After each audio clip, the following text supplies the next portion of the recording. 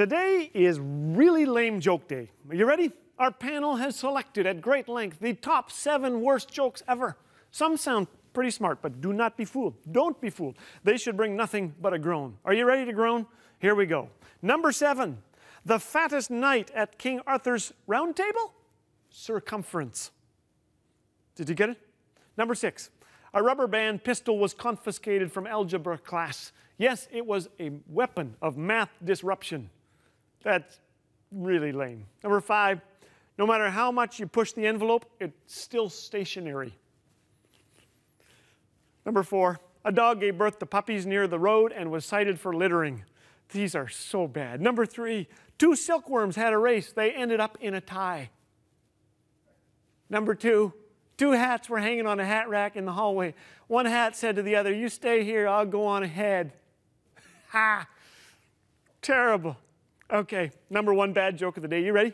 Okay, get ready. Prepare yourself. 2 Eskimos sitting in a kayak were so cold they lit a fire and sank, proving once again that you cannot have your kayak and heat it too.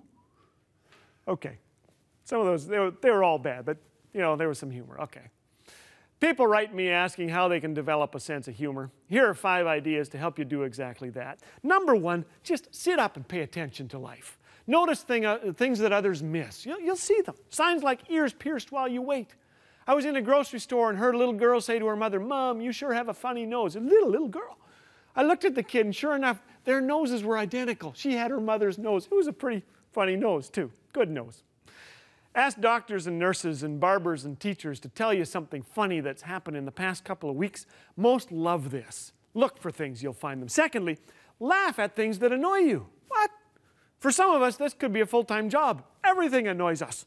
Late flights, getting splashed with mud, throwing a pink towel in with the white laundry. We stomp our feet, we grind our molars.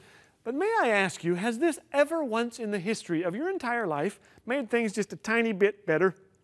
When frustrated, look for something funny. Picture other people getting splashed with mud or wearing white shirts that are slightly pink.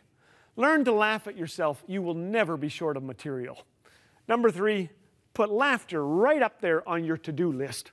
Do you keep a to-do list? Write this on it. Read the comics.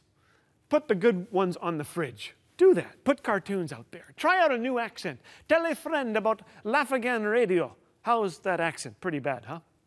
At dinner, ask family members to share a funny or an embarrassing moment.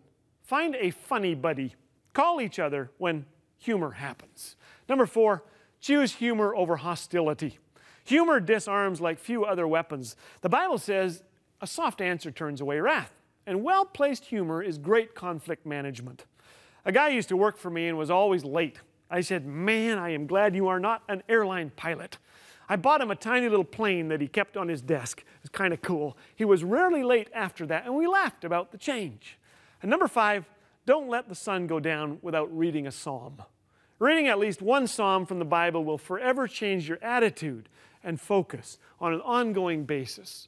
True joy comes from an encounter with the loving, living God who created kangaroos, anteaters, and people like me and you. Psalm 100 says, "Shout with joy to the Lord, all the earth. For the Lord is good. His unfailing love continues forever, and his faithfulness to each generation."